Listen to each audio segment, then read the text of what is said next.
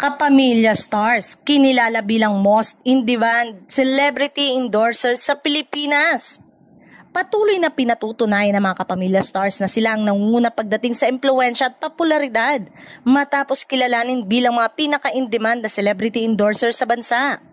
Sa panahon ngayon kung saan malaki ang papel ng social media at mass media sa consumer behavior, hindi na nakapagtataka na ang mga kapamilya artist ay paboritong piliin ng malalaking kumpanya para magdala ng kanilang mga produkto at serbisyo. Kabilang sa mga tinitingalang pangalan ay sina Coco Martin, Vice Ganda, Catherine Bernardo, Daniel Padilla at Kim Chiu.